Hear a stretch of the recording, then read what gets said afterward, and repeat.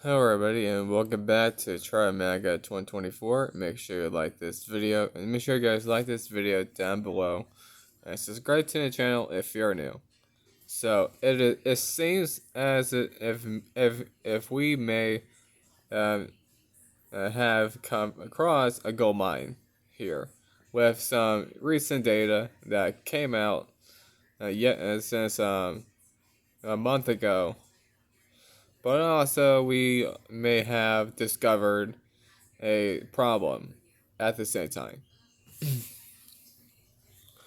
But it is technically a problem that we can solve, and that problem is the fact that the people that have not voted in the 2018, 2020, or 2022 election.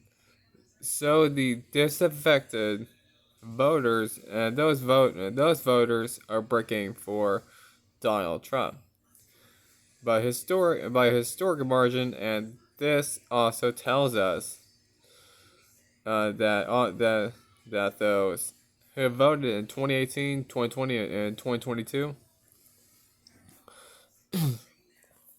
have broken heavily for Joe Biden by 11 points. Now this also lends credence to the notion that Republicans had a problem at the midterms because a lot of Trump only voters said it out, and it wasn't so much so that it's all Trump and the candidates and this that, and the other thing is more that that Trump exactly is a unique factor, and a lot of Republicans just don't have this ability to get these voters out and voting whether they align with Donald Trump or not, kind of like Obama. When Obama wasn't on the ballot, if he endorsed candidates in 2010 or 2014, didn't work out too well for him. But 2012, he was on he was running the totals 2008 when he was on the ballot, and it's kind of the same thing here. Whereas if you know somebody that you're endorsing is not on the same ballot as you, sorry, they don't tend to do as well. And even we saw this in Ohio on the Senate primary, where Trump's endorsee vastly outperformed the polls. They had Bernie Moreno uh, tied with Matt Dolan. He was trailing Dolan in some polls. He ended up winning by 20 points. He outperformed vastly, partially because Donald Trump was on the ballot, and Donald Trump did go out there and endorse him, and there was that. But you look at this, and it shows that there is a problem with these voters who are not all that inclined turnout every election cycle, but because Democrats can't just bank on the electorate. That's highly invested, showing up most of the time, whereas Republicans a little bit different, and we are going to talk about this and how can this problem rectified, but also why is this actually a good thing for 2024? So let's get into the Trump's VP list news. I know. So for the VP, so on May 2nd, 2024, Trump had confirmed his shortlist, but fortunately, Tulsi Gabbard, sorry,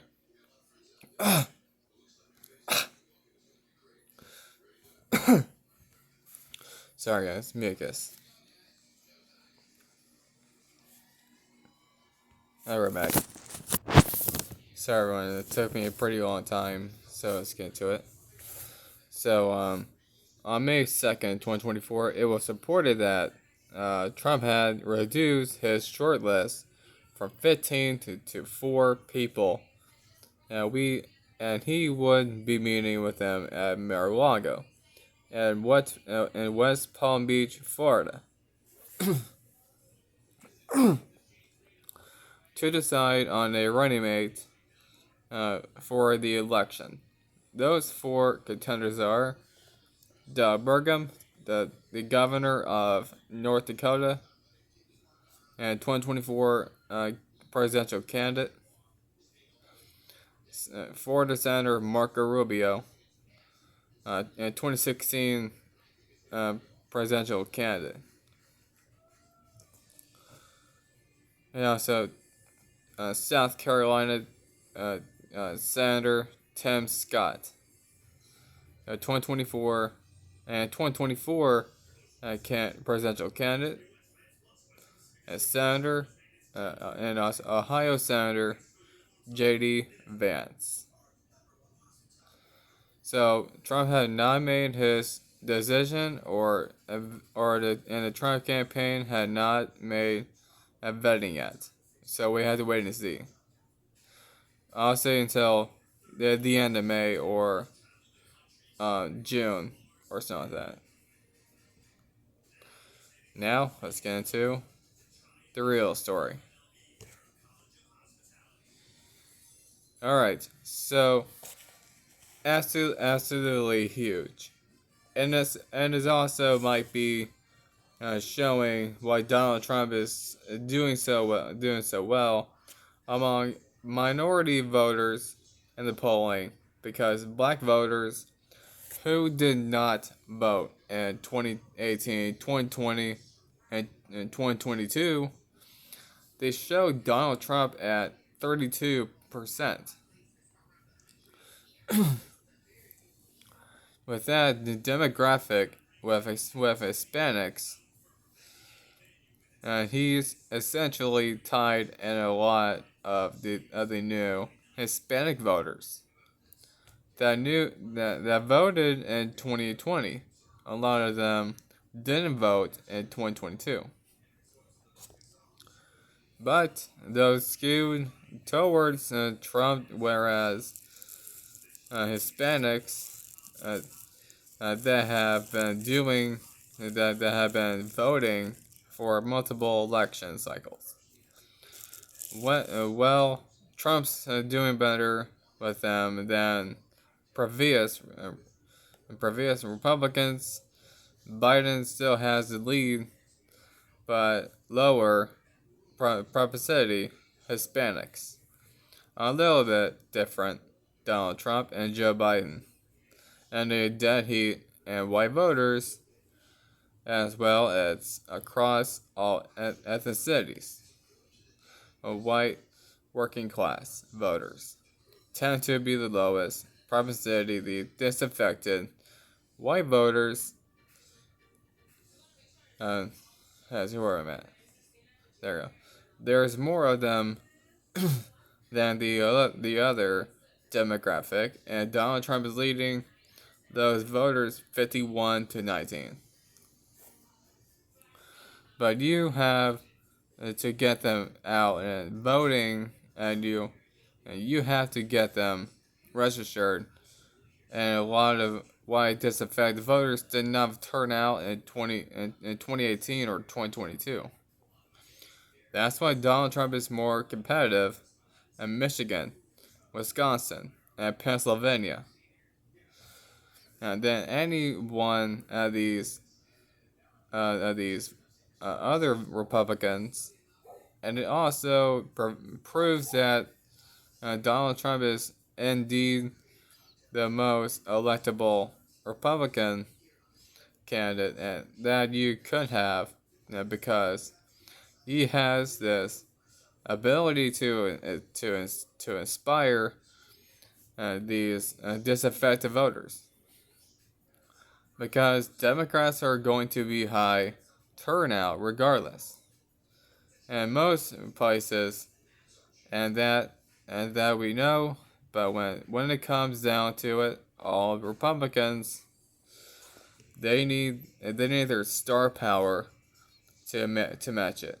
And Donald Trump being on the ballot, I really feel like it's is going to uh, is going to drive out a lot of these people in the zero and one category across all all ethnic groups, and that is true, and it is something that is very good, and I think the voters, you will likely to see that voted in 2020 drop off are probably going to be people who voted for Biden, and he had a very unstable coalition.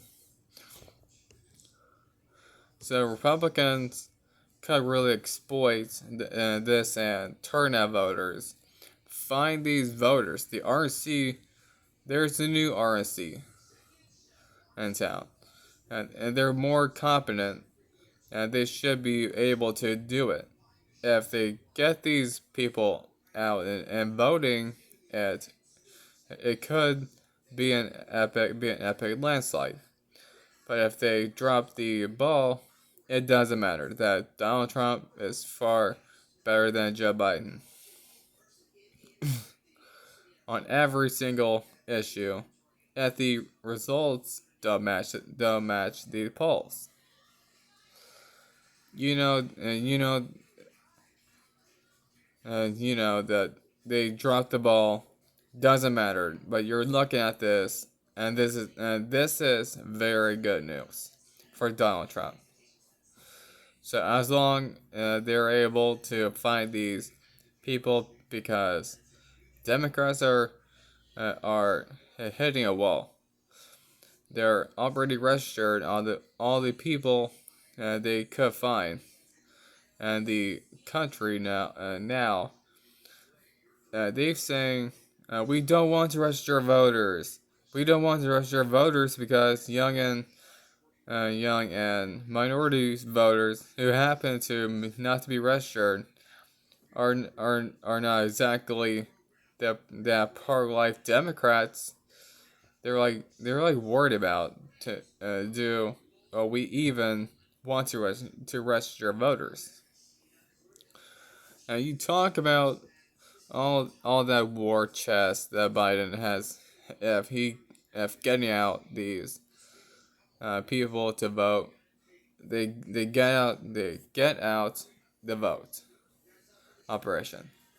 Actually, it is in play it might actually backfire among certain groups of people, and certain groups of people and certain assistants, and just based on the fact that if they going to be registering voters, that they hit a wall, and is a big problem for them. That's why they're trying to go out there and indict um, Donald Trump. They're trying to essentially interfere in the election, tie him up in bogus cases, keep in court.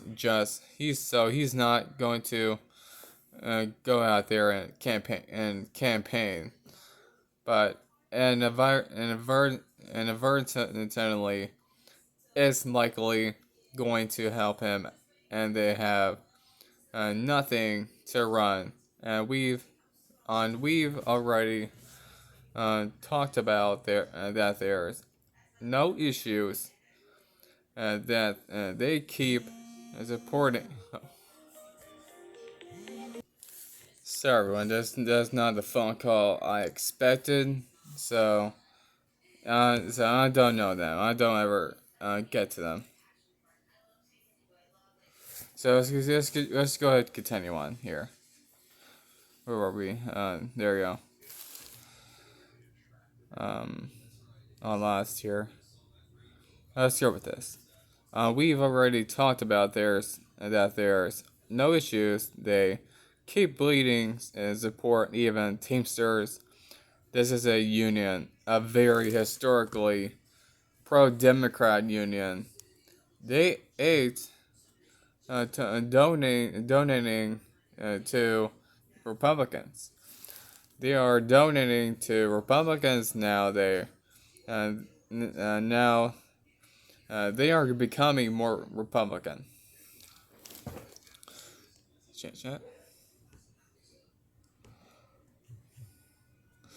Friendly union voters. You talk about Ohio. You talk about Michigan, Wisconsin, Pennsylvania. Those are heavy union areas, and that's why Democrats have been able to do so well.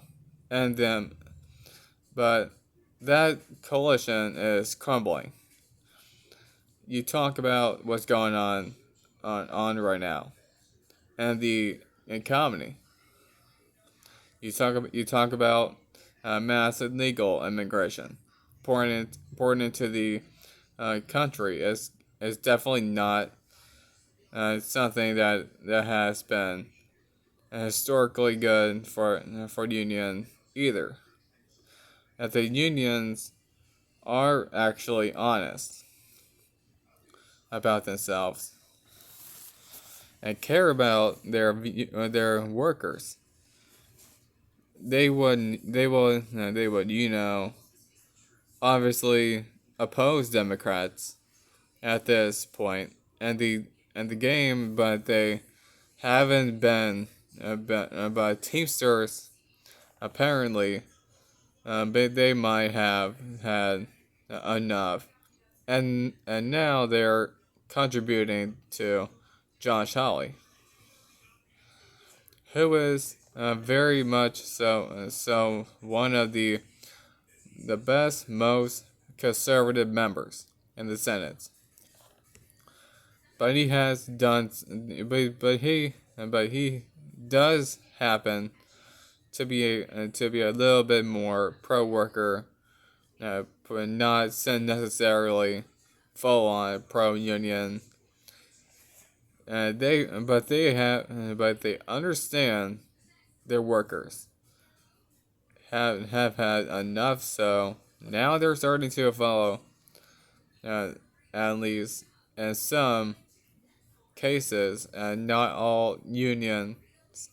We know that the AFL CIO, that's a disaster. But unions are shifting a little bit.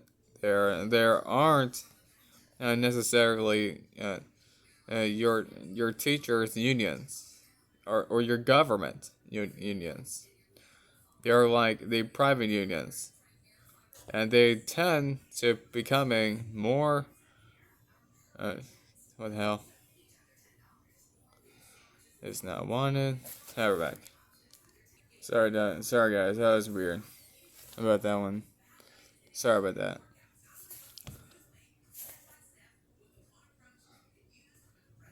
Where are we? Okay, this one there. Okay, and they tend to becoming more Republican friendly, which is huge.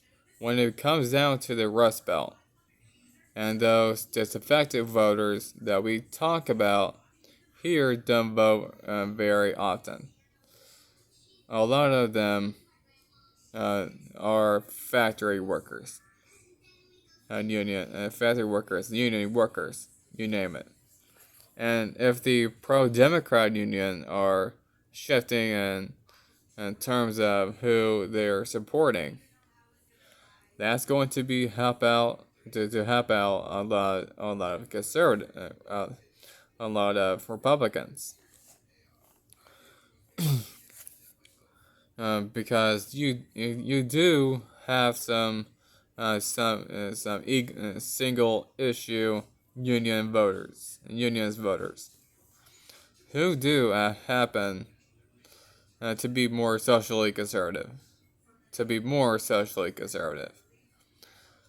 if they're going to be more open to voting for Donald Trump, now that it is a brutal blow to Joe Biden, a brutal blow, and this is it has been happening for a while. You talk about the EV mandates for electric cars, for electric vehicles. That is going to decimate the auto industry in Detroit. Donald Trump is capitalized on it. That's why he's polling so well. And Michigan, that is not necessarily the Muslims, and Dearborn, whatever. I'm not saying that it will. I'm not saying that it will hurt him, because people are disaffected about the whole Israel Palestine thing and Dearborn. But still, a lot of that shift why Donald Trump is doing so well has more to do, and with the auto industry and the state of Michigan, as well as the horrendous policies promoted by the joke of a governor there who is saying that she's going to incentivize people to house these people when they should be deported. That's basically is ridiculous. But but it's one of the reasons why Michigan is moving to the right. The Democrats hail Mary, and abortion may also be backfiring as well. Now this is a right-leaning internal pollster, and but it's the only pill that we have on this so far in Arizona. And what does it exactly say?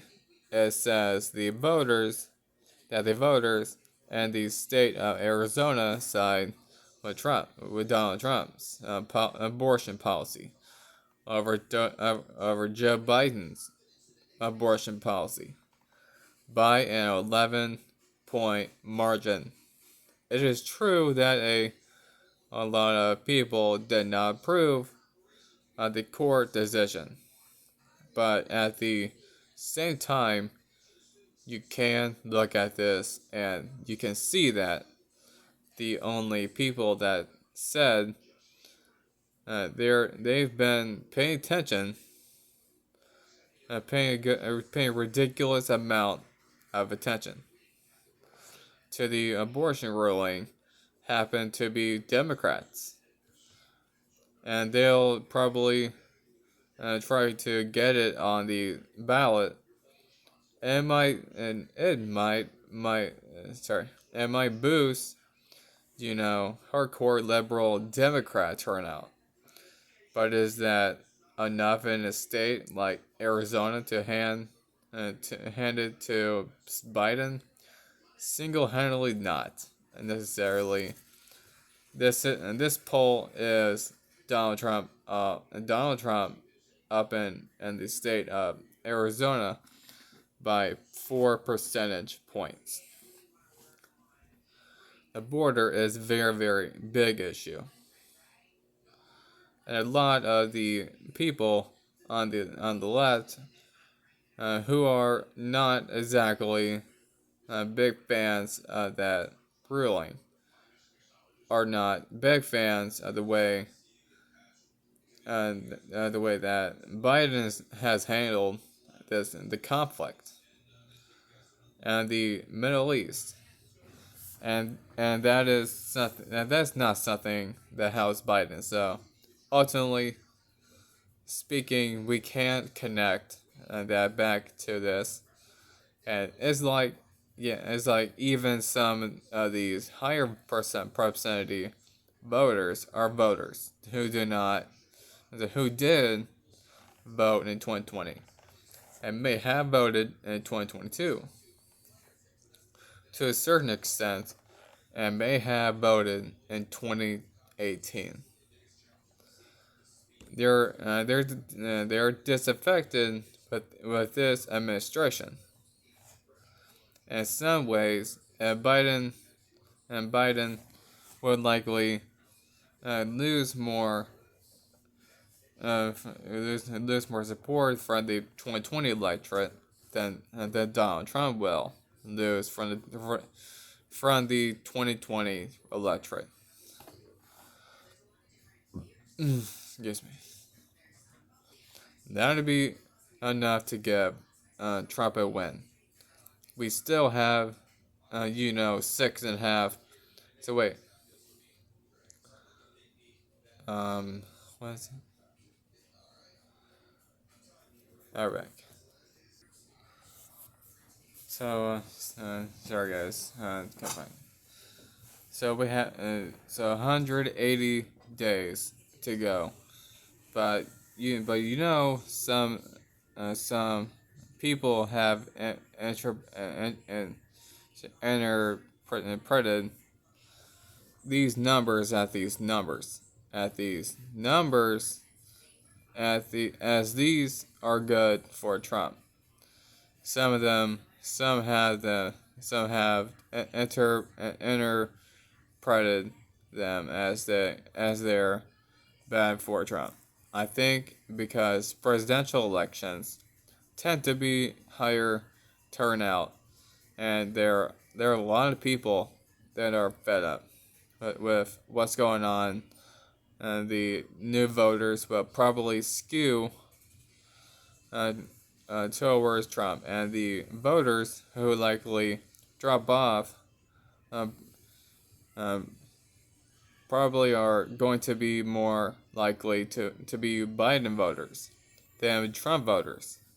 So it's kind of like a double-edged sword for Biden that's he's going to have to deal with. So that's why you see the trials going on who knows what the verdict is going to be. It just takes one juror to hang the jury, and Donald Trump will be able to walk free. And that is very, very possible. I know that the selection of the jury will likely be biased. I'm not saying it's a sure thing, but either way, it's ridiculous. But it's just a big spectacle, and if they actually do convict him, I think it's going to help him as of right now. We'll see what happens, but every certain though legal thing they said would doom him as has helped have helped him the goalposts keep moving. We'll see how far they move, but anyways guys, thanks for watching this video. Like this video down below, comment down below, subscribe to the channel, So hit the bell for notifications so you never miss another video. And I'll see you guys in the next one. Tramaga.